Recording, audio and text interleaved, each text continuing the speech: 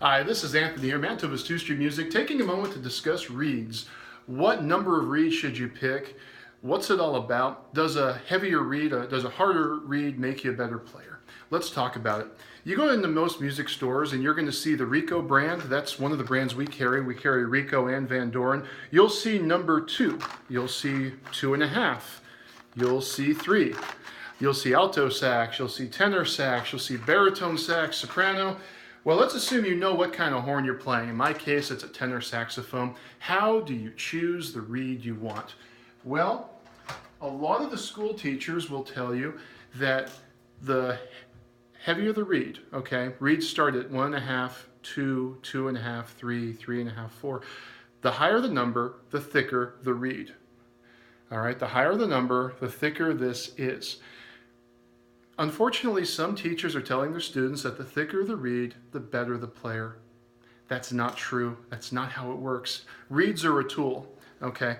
So you want to think about the type of mouthpiece you have. What I'm showing you now is kind of a rock and roll mouthpiece. It's a great, in some cases, a good jazz mouthpiece.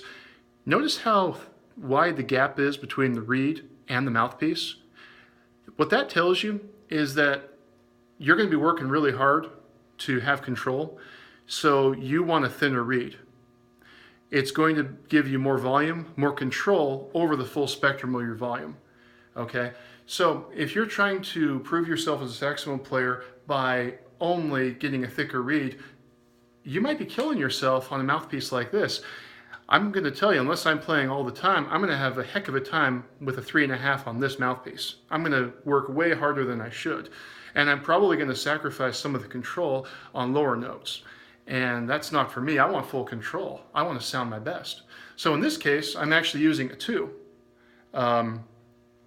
That's just me. But don't get trapped in this notion of just looking at the reed and the strength of the reed and thinking that if you're not using anything less than a 3, that you're unworthy or that you're not a good player or that you're wasting your time. You need to look at the mouthpiece. Now, if you have a classical mouthpiece, where the gap between the reed and the mouthpiece is really tight, okay, that's where it's okay to experiment and to build up a 3 and a 3.5 and a 4. There's definitely some tonal qualities you can get there, and you'll be able to build your control a lot easier as well. So try to think about it that way. And one other thing while I got your attention, don't dismiss a brand. We love Rico. In the past, there's some brands that have had quality control issues. That's because maybe they weren't cut the same way every time. Nowadays, it's different. Nowadays, these are cut by a laser. Nowadays, these are all the same. So we got Rico, we got Van Doren, we have other brands as well. Another brand you might want to think about are plastic reeds. So we carry the Ligare brand. What's cool about plastic reeds is instead of your choices being 1, 1.5, 2, 2.5, you can do quarter steps. So you could do 2, 2.25, 2.5, 2 3/4. 2 3/4 is actually my favorite size for this mouthpiece. So I hope that helps. I hope you think about reeds a little differently. And if your teacher's telling you that the heavier the reed, the better the player, disregard that information. It's not accurate.